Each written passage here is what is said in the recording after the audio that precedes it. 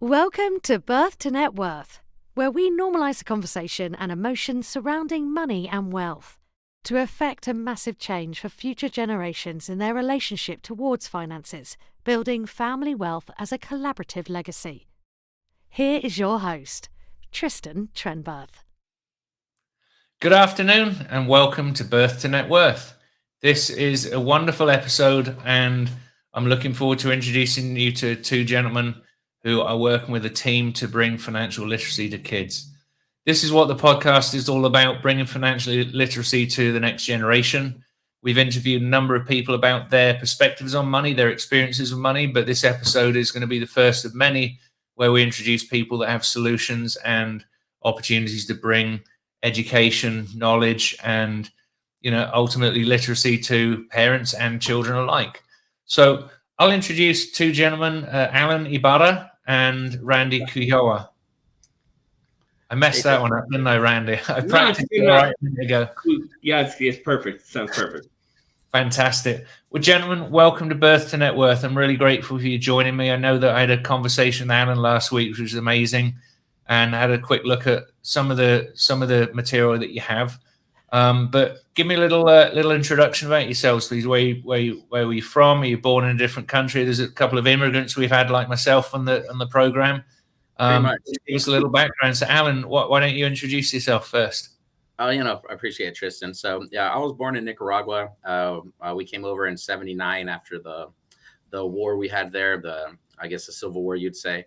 So I came when I was 2 years old. I was lucky enough to land here in Orange County, California, which I'm currently at right now. And I grew up here, and it's been fascinating. Kind of growing up, as he said, as an immigrant, and kind of having to kind of find my way around and kind of figure out my heritage.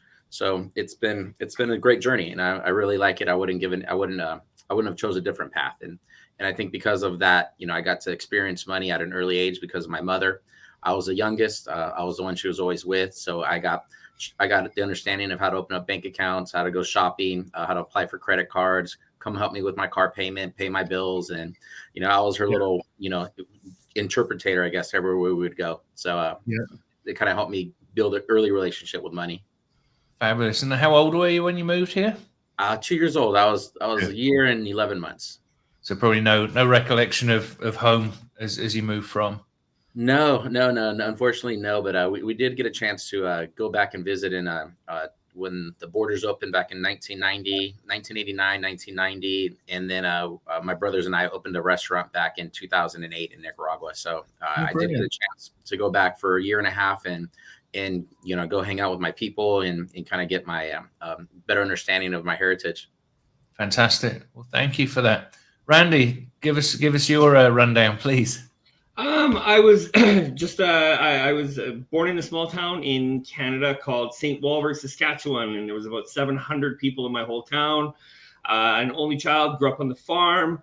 I never really had an early relationship with money, but I had an early relationship with hard work, because when you're an only child and there's the grain farm, whether, I learned how to weld when I was young, drive tractors, at 12 years old, I was driving the grain truck. So I always knew the value of working, but that was kind of like my keep on the farm, right? Well, you're a boy, you work on the farm. So I never really had a relationship with money. And then when I graduated, because I was in Canada, and this was coming around 20 years ago, oil and gas, very big, right? That's in central, in Alberta, oil and gas was huge. So like the majority of people that graduated, they just went directly into the oil field, right? You don't need an education. Are you strong? Are you healthy? Are you going to show up for work? Here's a really good paycheck. So that was kind of a downfall, because I was always used to making decent money. If I showed up to work, I got a pretty good paycheck, right? And I didn't have to have an education. And I did that for the majority of 2 decades. And I had a pretty good career, and I was working internationally, and I got to experience lots of the world. So I got to travel, and there was a lot of amazing things that came from that. So my majority of my career was oil and gas. And then when COVID came around, I was working in Colombia, and then I currently live in Panama right now. And my friends built a resort in Panama. I came to visit. I couldn't fly out of the country. And here's where this all kind of really took a really interesting pivot in my life. So because oil and gas was what I've really always known, it was good. It's always there, right? It was security. And, I worked my way up the ladder. when I couldn't fly out and oil was trading at $- a barrel, I thought, well, am I ever going to work again? Like, it was a real possibility. Like, what is going to go on with my life? So then I was like, okay, well, I should probably try to figure out what I need to do. Like any human putting an adaptation response, you have to pivot. So I had a lot of time on my hands. So I started watching some YouTube channels like with Robert Kiyosaki and George Gammon, and just some pretty a variety of people in the financial industry. And at 38 years old, I realized that money was worth. I just realized that money is worth less next year than it is this year. I didn't know that. Yeah. And that was absolutely alarming because my entire life I had known how to make money, but I didn't know anything about money. So now when I had 2 years to really sit in deep dive and go and to, peel open the veil and understand the monetary policy and inflation, I was like, what the heck is going on here? So I had really got into crypto because at that point, and I really came in at a good time. Everything was going up. So it was just like, okay, it was a very easy transition for me. I'm like, I'm going to pivot out. I'm making more money trading crypto than I was in oil and gas. So I was like, okay, this is kind of a no-brainer. I'm at a resort in Panama. I'm stuck at a beach. I'm surfing. Things are going okay. And I came into a project and I met Allin. And when him and I connected and he was telling me he was working on an educational project to help teach financial literacy, it was like a match made in heaven, because I'm like, me at 38 years old, I never knew what money is. And I realized I'm probably not an isolated case. So that's kind of how this came all about. It was an interesting turn of events, but everything happens for a reason. Fantastic. I mean, very different backgrounds, but that alignment on whatever it was that the universe brought you together on is it really brought that synergy. And so let's focus on your product. I really want to hear a lot about that, so we can kind of learn from the foundation where the initial ideas came from for the concept, the name as well, and then sort of talking about a little bit what it does, how far along in the project you are, and when people can get involved and actually see some of this content and interact with it. No, for sure. So I guess it started off, I've been trading penny stocks, high risk stocks for the last 20 plus years. I've been in finance just as long. So ultimately, with COVID happening, everyone started getting into trading. Crypto started coming around. So the general population started getting more intrigued with, these high risk plays, these high risk stocks. So I have a investment community. One of my buddies I've been trading with for the last 5 or 6 years. He's a real technical analysis. I can consider myself a fundamentalist, where technical analysis is part of what I look for, but I really look for the fundamentals of a traditional business. If it doesn't make money, it doesn't make sense, right? Because how are they going to pay me dividends, or how are they going to grow and accelerate my value in the company if they cannot generate any type of profits? Hence, I know there's successful businesses like Amazon and others that, kind of don't follow those trends, but, far in between in terms of a startup. So one of my buddies is calling out a good play, and I've been following it. Was actually an oil play, and I was like, oh man, look at this thing. Okay, cool. Since I've been following it, I just went ahead and bought in. In another chat we're in, he's now selling it. So he was pumping it in my chat, and he was selling in the other chat. So I was like, oh man, Shane, like you don't even have paper hands. Like in Wall Street Bets came around. So Wall Street Bets had their own lingo, and paper hands, diamond hands was some of their lingo. So I was like, man, you don't even have paper hands. You're more like toilet paper hands. You can't hold anything. So that's kind of where it started, and just a little gag gift of like, let me make some shirts. I'll do all the little slang that they talk about, all their trading lingo. YOLO, you only live once, let's ape in. And so I started just making these shirts, and I was at the same time I was starting I was going to make a course for penny stocks, because there are different types of plays. You have to hold them a little longer than you'd want in order to hit the bigger profit margins. And, you kind of ride the Elliott wave, the 5-wave sequence. So the first move is more or less just bringing attention to it. The next move is, starting to get the euphoria, and there's really good profits there. But in order to really maximize some of these potentials, these things run 500, 10,000%. So, you feel really bad when you're in a good play and you kind of cut yourself short. So my buddy, he kind of, I figured out because of what occurred with him, I'm like, let me do something for the average Joe that's getting into this realm of penny stock, since I've been doing it for so long, it's second nature. And then I kind of felt like, I've got a 5-year-old son. He's starting to, play with crypto, or at least understand the names, and he's watching me trade. And, I'm like, why don't I make this for someone a little younger? Why don't I do this for a younger audience? Not necessarily his age, but content that would be available for kids that will start getting into this at an earlier age. Ideally, the content we're making is for, older teenagers, high school kids ready to graduate, to young adults that are in college. And then when I started sharing some of this content, it kind of boggled me that I'm getting, people Randy's age, I'm 44, people older than me saying, Allin, like, this is really cool stuff. Like, I didn't see it the way you're teaching it, the way you're bringing it to our attention. And I kind of felt like, okay, there's something going on here. Yeah. And this was in, let's say, April of 2021. So once I started getting some positive feedback, it's like, okay, you know what, let's really, make this more for fun, right? Let's not make this so educational. Let's do an animation series that can kind of take you on a journey.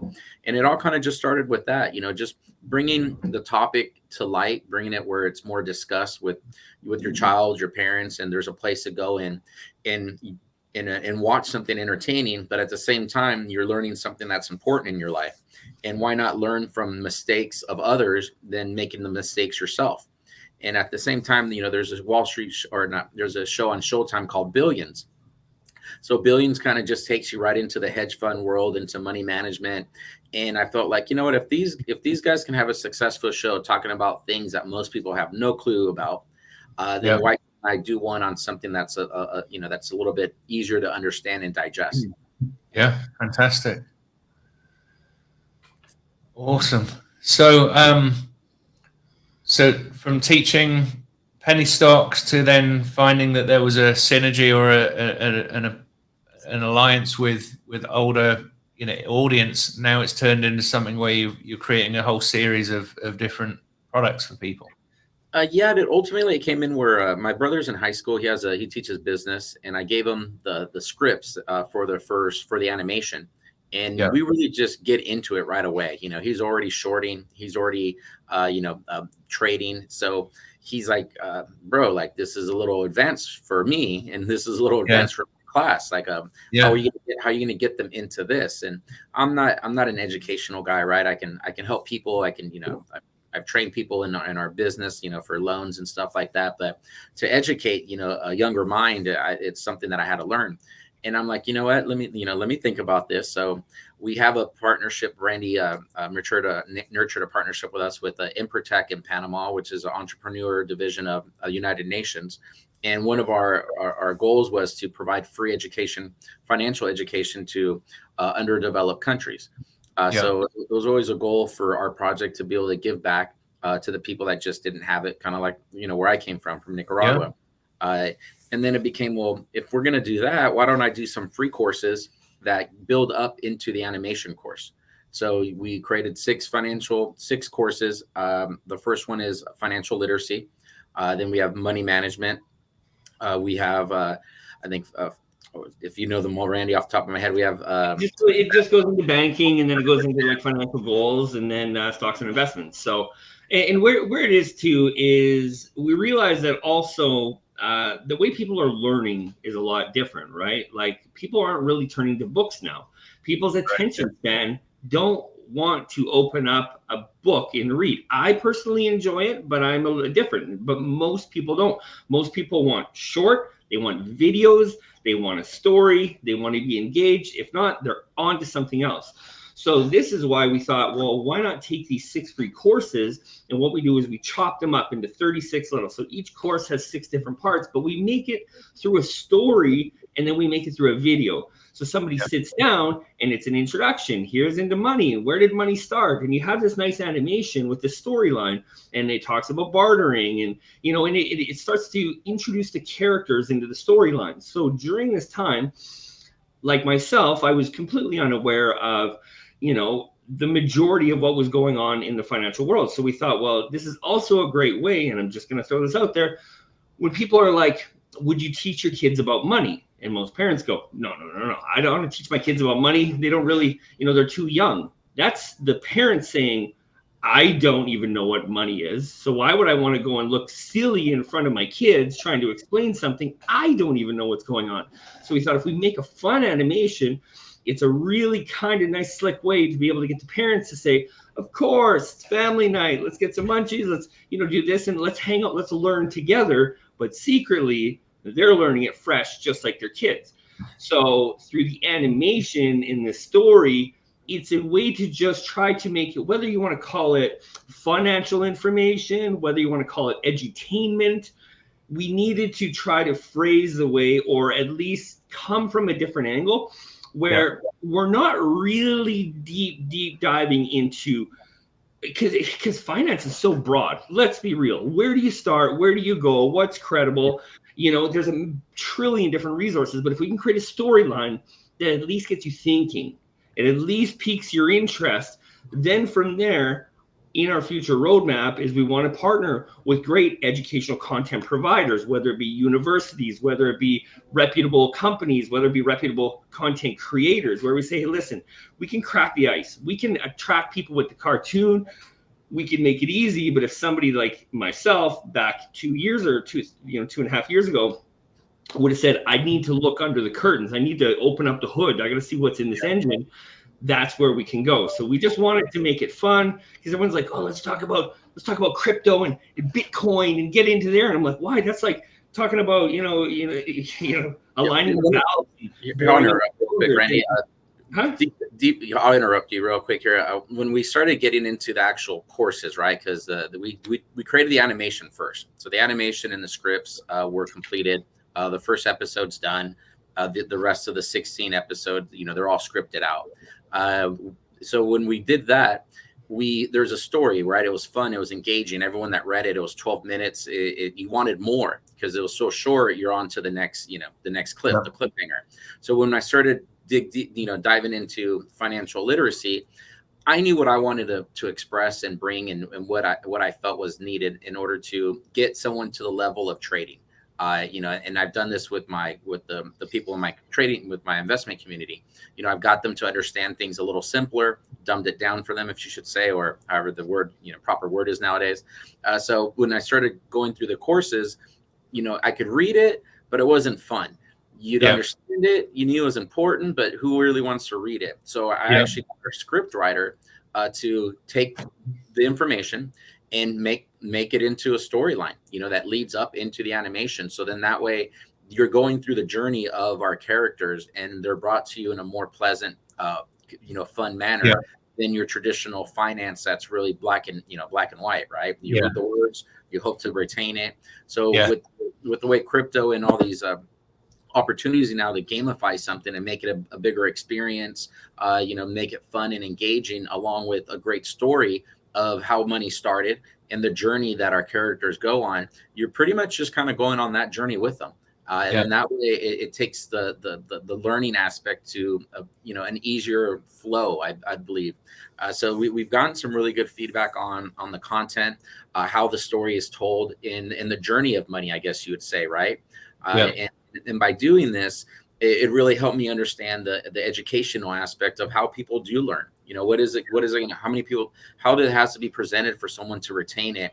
How many times do we need to repeat certain things in order for it to stick?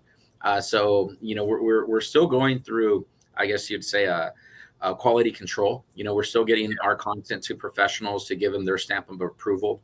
We've just onboarded a economics major or economics professor. She teaches economics in a university, and for her to look at our content and say, hey, this is engaging, this is fun. Like, you guys really, if you can do this for every episode, you guys really have something. And so it felt like, all the time it's taken us to get something ready to showcase, kind of proof of concept. It's glad to get that type of stamp of approval and getting people that want to support our project and come aboard our team and be an advisor to us and just help bring credibility to the content we're providing. That's amazing. my research as well, which is not formal research, but just, you know, conversations as we're having and many other people before, you know, I started the podcast, is that key factor is the parents that don't have financial literacy themselves. And that's why I found it important in my pitches to really find how can we educate the kids through, how can we educate the parents through the kids learning? And you're doing exactly that through this. Mike Michalowicz did a book I think I shared with Allin last week, which is called My Money Bunnies. Mike Michalowicz is a prolific author in the business world and created a book called Profit First, which outlines 5 primary bank accounts with 2 in a different bank. Your profit account, your tax account, your operational expenses, your profit, and your owner's comp.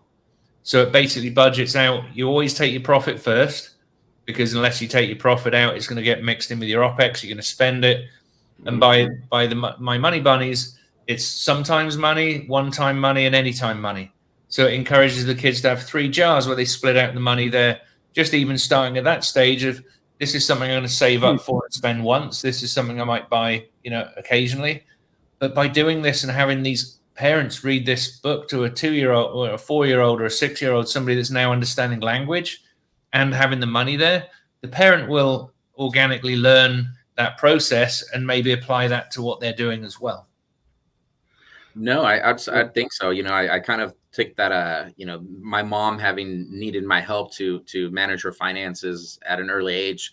I believe I helped her understand money, you know, and I believe in this financial literacy world or situation we have is you're here, at least here in the States, I found the problem is if you have money, you tend to be, you know, oh, I have somebody that can manage this for me. I pay somebody. Yeah. And then when you start finding about those people that are defrauding you and the fraud that's out there, you start realizing that, hey, are they giving you into the best product, or are they giving you into the best margins where they make the most money from guiding you into something? So I always believe, you know, in order for someone to really be, you know, financially independent, you need to at least manage your money. You can give it to money managers, but you want to know where they're putting it. You'd like to have a say. You'd like to get, you know, a little bit of the basics covered. And then that's kind of where our project is. And Randy mentioned, we want to just provide basic stuff, nothing that's too complicated. No one needs to go read a thick book, you know, but you do need to, you know, you do want to get enough of the, I guess I say it's the width. You want to cover the width of all the topics. You want to get into all the topics, but you don't want to go too deep into them because they will flip you upside down. I felt they're almost made to confuse you in order for you to say, hey, you know what? I give up. You handle my money, and then I just go with the flow of whatever happens. Well, I think I have a real life story here. It was I don't know, maybe a month ago, 3 weeks ago, or something like that. So now that I have a grasp on basic finances and inflation, I kind of understand that. I have a stepson. He's 12 years old, and he ended up coming into some money. And he says, well, what should I do with the money? Because he wanted to go to the mall and spend it. I said, okay, well, now that I understand, I'm like, well, it's going to be worth less next year. And he should probably have, like, my parents never taught me any of this. They were just, I worked hard on the farm, and then I went and I got a job, and nobody taught me. So I got a paycheck, and I spent the paycheck because there was always a paycheck coming. But sometimes there wasn't. And I never saved for those days. And I never learned my lesson because oil and gas, it's always going to be there. And then when I was put in that situation, so he came into some money, and I said, okay, well, first of all, what we're going to do is we're going to put 20% to a savings. We're going to put 20% to an investment. You're going to donate 10% of it because it's good to give. And then the other 50%, you can just do whatever you want with it. And it felt so good that I could pass something so simple to somebody so young that they can learn this in time. And if they start to even retain a bit of that, that is going to significantly change the course of their life and how they look at money. And it was really neat coming the fact that I never had that background. But now that I get it, and I think if a lot of people really start to understand it, just apply some of the simple things. Prepare for the future. Prepare to make sure to have a little bit of money now. Enjoy yourself and give a little bit away, because the universe also does hear that if you give, you shall receive. You know, a guy doesn't need to get crazy. But if we just save, hoard, don't give, well, the universe is always listening. I'm a big believer in what you put out is what you get back. And if you're a kind person, you're probably going to have kind things. So people have this super scarcity. You know, it's so anyways, that was it. So that was a real life story, but it was a really kind of a wow moment in my life that I got to be able to do that. So, you know, just something so simple as I mean, you got the closed fist analogy. You hold on to your money, but you can't receive any more because your fist is so tightly closed around that. It's that universal, principle, But Absolutely. it's funny you say that as well. But when you look at, if you educate that stepson that you have, what is he going to teach his children? Should he have children at the similar ages? Oh, my stepdad taught me this. Or maybe You need even to know this. talk to his friends about it in school. Who knows? Maybe it might be a conversation in a few years. He might be his Absolutely. friend being foolish with money, and he might be, hey, I'm 17 years old. I already have a bit of an investment account that's working for me. I have a savings, and he might see a friend that doesn't have anything. He might want to help his friend.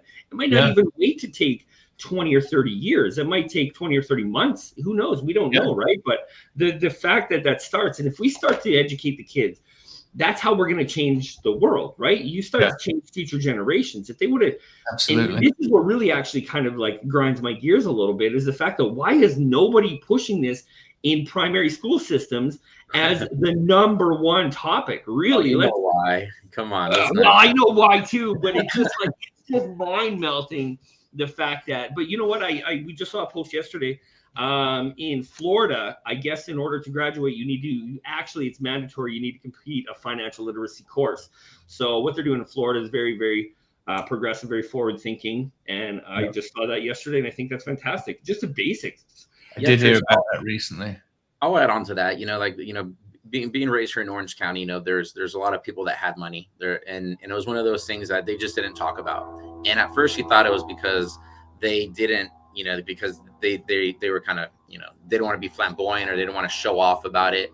And then as I gotten older, I kind of realized it's because they didn't earn it. They didn't know how they got it. Someone passed away, they got inheritance, they got a new home, and then I didn't realize all that until my friends started getting the inheritance, and then they started blowing the money because they weren't taught how to how to manage their money. So it was really more like you said, it's you only learn what's in your household sometimes, and people would shut down when you talk about money, and it's like it was almost like a taboo. We don't talk about money here. It's like why not? Like well, we just want to be perceived, come across as stuck up or well off, or they don't want people just to know how well off you are, one or the other, right? So it was kind of like hidden. And then same thing with the way things started changing as employers, right? When I started working when I was 12. My brother didn't have a 401k, but when I got a real job in the mortgage industry, here's your 401k, here's your profit sharing, and you can also buy into stock. So I knew I wasn't going to get rich by working, and I wanted to, be an entrepreneur and open my own business. So what I had to do is I just stuck everything I can into my 401k, 15%, let them match it. I can get another 15% into my stock options. Cool. I maxed that out. So by the time I left that job 3 years later, I set up enough cash to go buy a house, put in my down payment, started to open up a restaurant in Nicaragua, which I did with my brother. And that was kind of my way of breaking off of the matrix, right? Where I'm not in that system anymore because I got to control it early and get enough out of it in order to go and take some risk in my life while I'm young. Most people don't have any of that. They live check to check. They go buy their car. They go take their vacations once a year. And then they wonder why they can't get a divorce because they can't afford to leave their spouse because together they make enough. Independently, they don't. And then they wonder why they can't start their own business. And it's because early on when they had choices to make, they made the wrong choice. And I believe in hard work. I believe, you need to go work hard. And ultimately, when you're doing that, you need to pay yourself first. So that profit first is one of the first things I've ever heard was, if you don't pay yourself first, no one else is. And once you start spending that money, consistently on things that aren't going to bring value to you in the long run, your assets versus your liabilities is, if you build enough assets, eventually they will cover your liabilities and you'll be self-sustainable. And it worked for me, and it's worked for other people that have gone in that path. And it's, and I feel this is my chance to, teach my son at an early age to do what I didn't do. I still made a lot of mistakes, trial and error, but ultimately, if through Toilet Paper Hands, I hope to make other people learn through his journeys and say, hey, I'm glad I watched Toilet Paper Hands because I learned a lot of mistakes not to do. And then now I got to go on the gold, the easier path that will have less mistakes, less errors. Yeah. I'm glad you brought up retirement products, because the 401k is a de facto thing that a lot of people invest in, but I think its origination was just to stimulate the stock market and get the everyday Joe interested in, investing in something very easily to do. But it's just been one of those things that you just put money in and forget about, and you forget that it's not really making a decent return. For most people, they may not have the interest in it, but one of the things that I'm looking to bring forward as options are rolling 401ks into self-directed products, whether that's self-directed IRAs.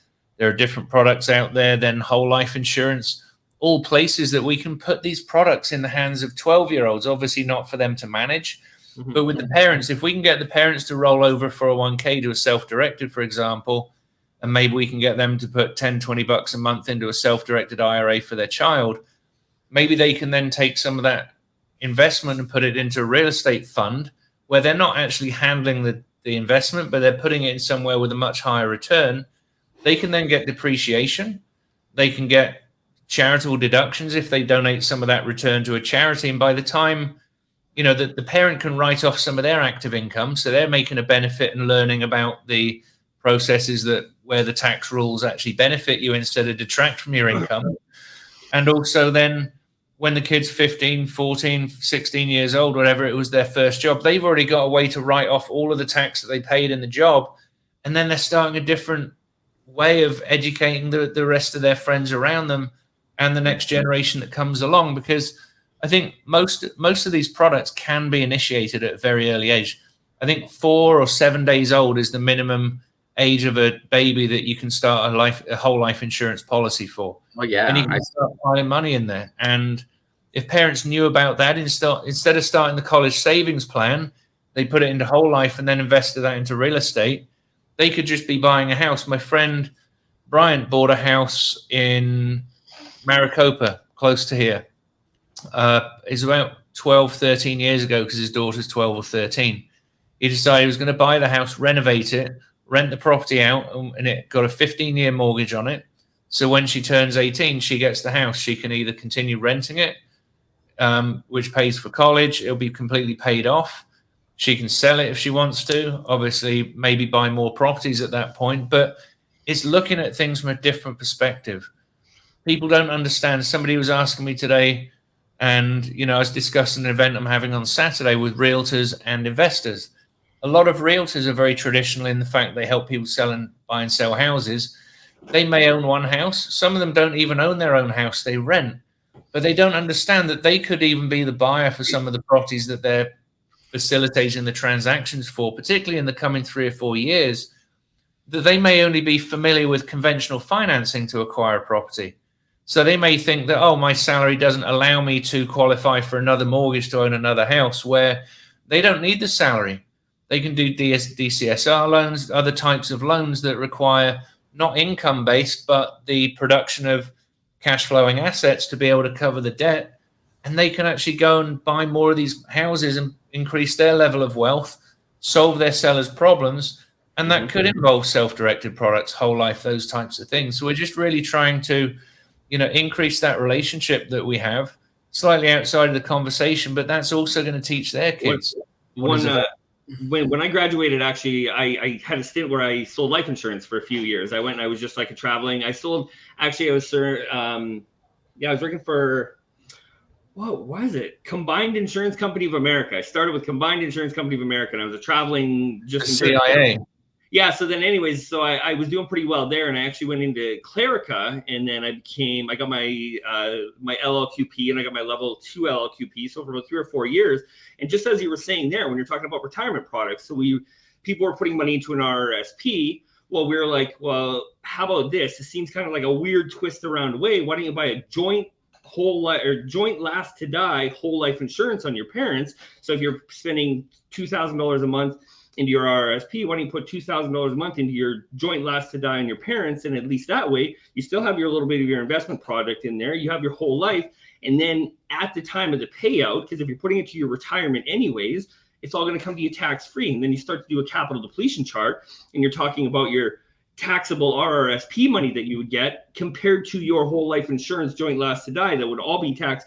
And it was like a night and day difference. Like their retirement money, dollar for dollar, was like 3x longer. It was like something that you literally actually retire on. And, you know, it seems kind of weird to look at it in a roundabout way, but there's a lot of interesting things that if you're willing to understand how and where to move money and things like whole life insurance, there was a great strategy, and it was a really good retirement investment strategy as compared to an RRSP. Yeah. You know, we did that for our son. You know, I kind of felt weird where, you know, I have a baby, you know, you want the best health for them. And then it's like, okay, we're getting you life insurance. And it's because we got them the whole life insurance. And then it made sense because we just did the 10-year where you only pay into it for 10 years. And then it compounds and grows. And when I compared that to continuously paying, I looked and I'm like, I'm pretty much almost the same. It's not as much, but I only have a 10-year commitment instead of, you know, a 20-year or forever commitment.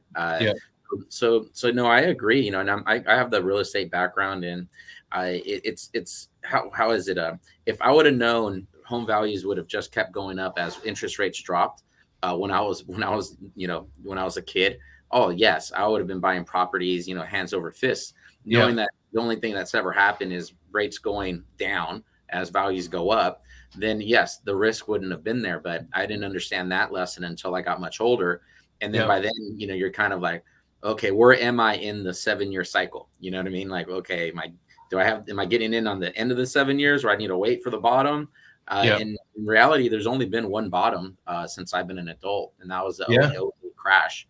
And I owned a couple homes prior to that, and I ended up losing them. And then ultimately from there, it's a whole nother story. But it's not always fun at the time, but when you learn the lesson from it and you get the gain from what you can do in the future and understand cash flow versus, versus equitable value. Because I had a house in 2009 that was foreclosed.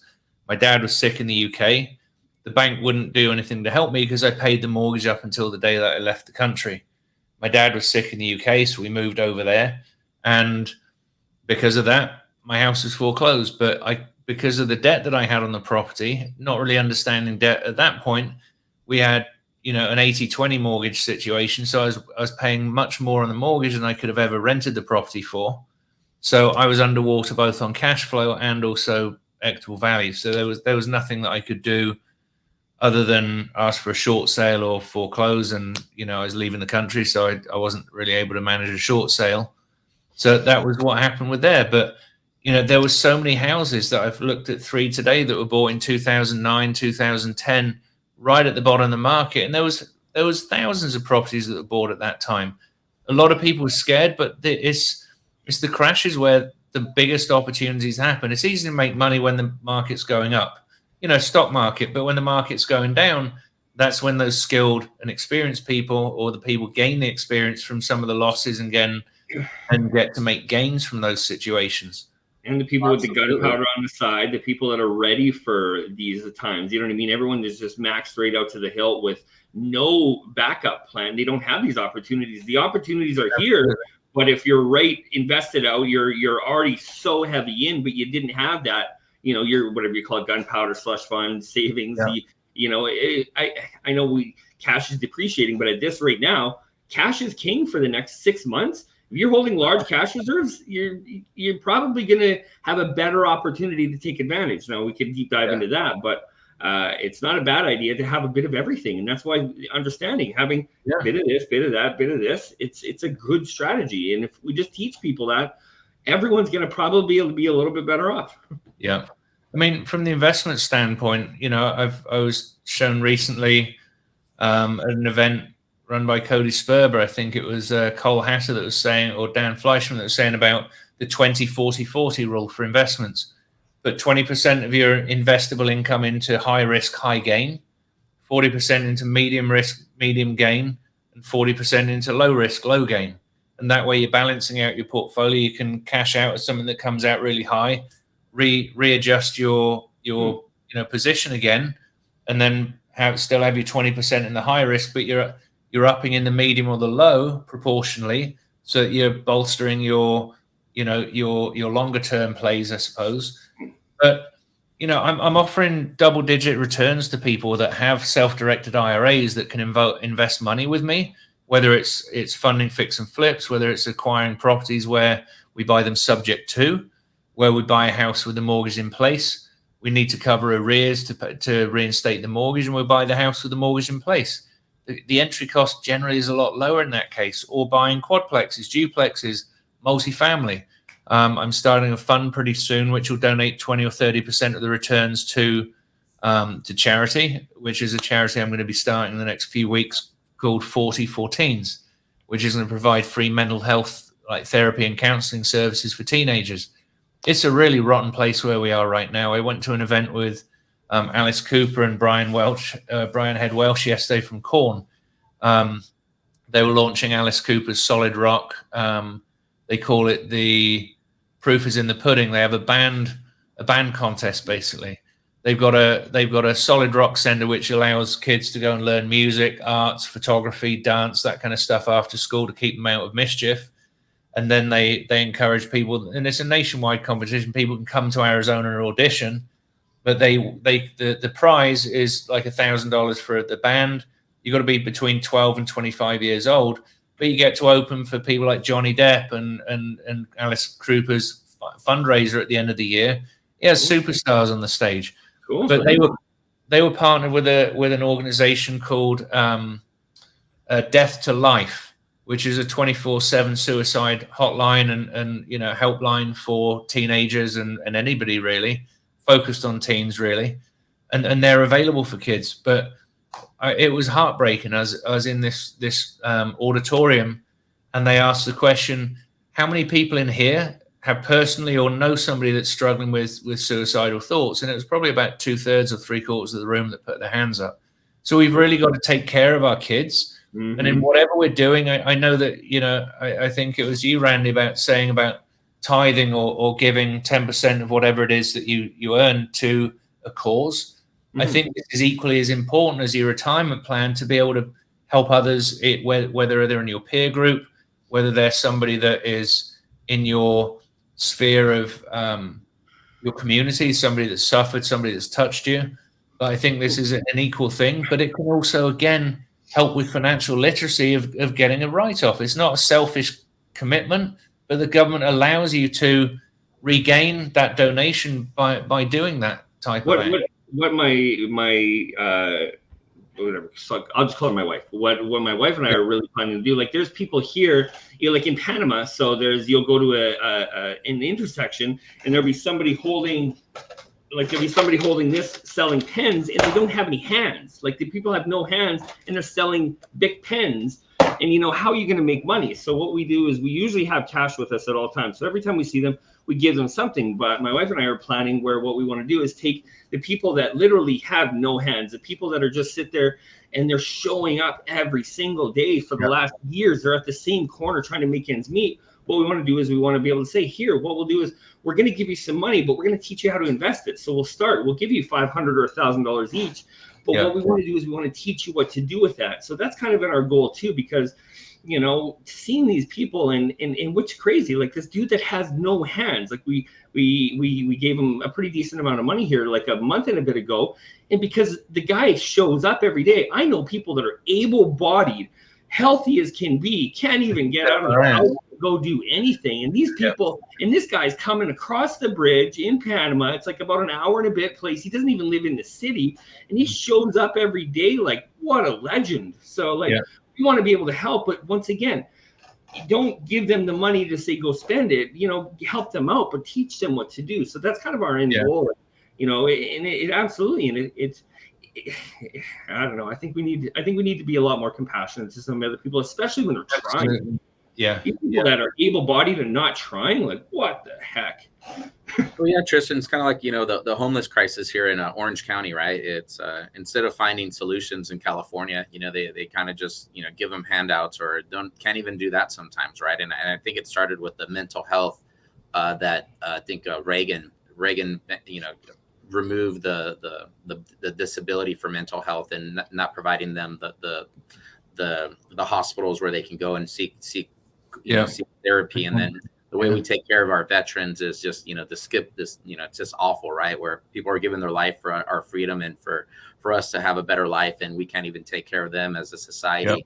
It's like the priorities just aren't right here, and things have to be done. And sometimes they take a, how should I say, they have to be an aggressive means, or they have to be something revolutionary. And that's why I believe, doing something of kindness has to come. First of all, it should come from the heart, but it needs to just be, part of what we pay in our taxes, right? We need to demand where this money goes. We take care of our elderly. We need to take care of our veterans. We need to take care of the mentally ill. And if we can start with the basics and stuff, and there's enough money to go around, especially in a rich country like the U.S., but it is really sad to see poverty everywhere in the world, right? It's just not even here, Nicaragua, Panama. So definitely, I like the causes you're involved with. And I also believe, technology is going to allow us to, overcome some of these things with blockchain, with NFTs and ways for people to give back. And I've always thought, when I was a kid, is if there's these profitable companies that are franchisees like a McDonald's, like how aren't these, cities like Watts just buying a couple of them, creating jobs for their employees, giving them a place to, get back and using those revenues and those profits, to these shelters. And I always believe, I guess like Trump, where, maybe it's a businessman, because unfortunately governments are ran like, they should be ran like a business, because they tax us like a business. They watch what we do like a business, but they don't do anything with the proceeds. We can't even audit them. So I think with blockchain and getting things in transparent and understanding the problems, and there's plenty of money to go around for everybody. So I don't know how all these changes are going to occur, but it's nice to see, yourself and, the projects Randy's been working on. It's great to be involved with people like yourselves, and, finding a ways where our project can also give back here. Yeah. That's awesome. And I'm glad you're international as well. It's great. I did a talk in 2018. It was like a TED style talk with Deb Shapiro. And it was a 7-minute talk about the importance of Americans getting out of their own country, and not just Americans, but I was in America, so I was speaking to Americans. We got Canadian, Nicaraguan here, a Brit. Seeing the world from a perspective outside of your home country is so critical for compassion, for overcoming prejudice, and for so many other things of just opening your mind to things happening differently, and not necessarily better, but just in a contrast, not to compare that mine's better than yours, but how different is this, and how does it work this way, and how can we, understand more about each other's cultures, whether that's healthcare or in any of these things, Oh, no, I agree. Just healthcare, when we had our child, he was born premature. We had to do 15 days pre-labor, another 7 weeks in the NICU. And it's like, how could I afford this? Like if it wasn't for insurance. Yeah. And when you see how much we pay in taxes in California, we get taxed 40%, from the feds. We get another 10, 12% in California. And then I still have to pay taxes on top of taxes. And, I look at other countries like Canada, where it's like, okay, at least you get your free healthcare. And then ultimately in Europe, healthcare is really important there. Mental health is there. They seems like there's more ways for people to bounce back, right? Because life is always going to throw us a curveball. You never know where it's coming. Randy's story about the hands. When I was going to work, we had a gentleman that would pretty much use his crutches and drag his feet to go catch the bus, and he lived probably 200 yards from the bus station. And my buddy would be like, hey Tom, you want to give you a ride? No, I'm fine.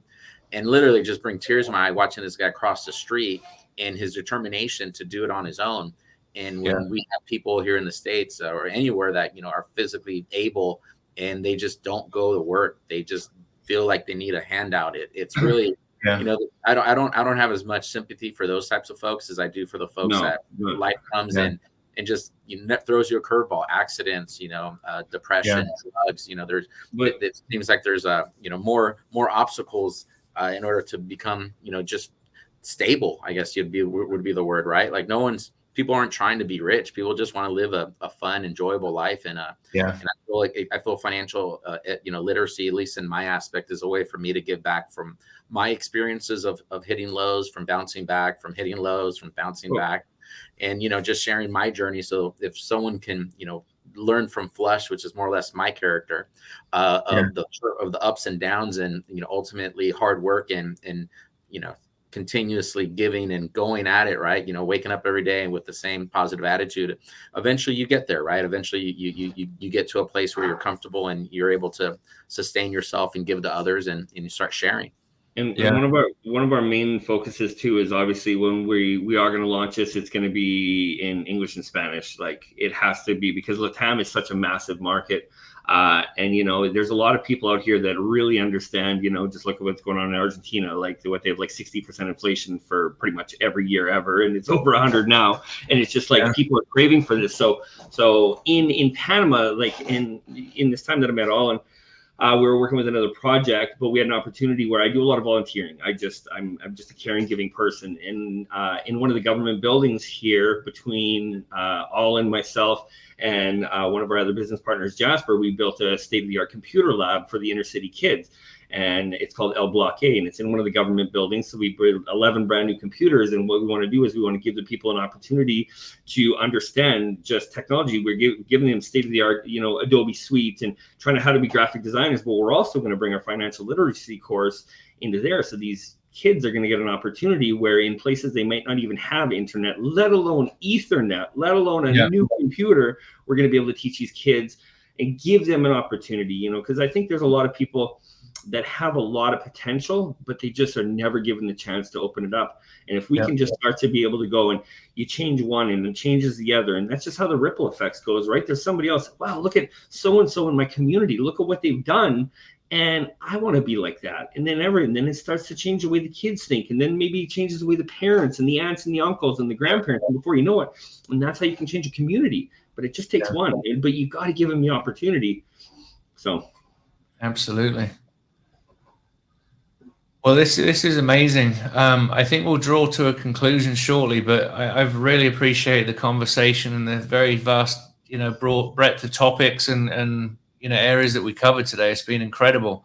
When are you thinking that your product's going to be available to the general public? That's going to be the fun part, right? It seems like as much as we want to showcase it, we also know that there's only one time to be first, right? Like when we release it, we need to make sure that it's captive, it's engaging, it's been vented. We have the support of professionals to launch this into their communities and feel that we have the background and the information that is tangible and needed. I think we're very close. We completed our first episode of the animation. We're getting feedback on rest of the scripts. We can't, once the animation's done, it's hard to go back and change scripts. So we're also looking for partners that might want to get written in. This financial world and landscape is ever evolving, and I believe we're on the cusp of a lot of changes with BRICS, with the new partnerships on trade. And I think that's really going to revolutionize the financial markets. And I want to be on the cusp of that. I want that information to be discussed and have a place people can go to get current information that's not outdated on our monetary policies. Our first course is in development. It's halfway done. Once that one's completed, we can get our second course in. I'm not sure if we're going to release.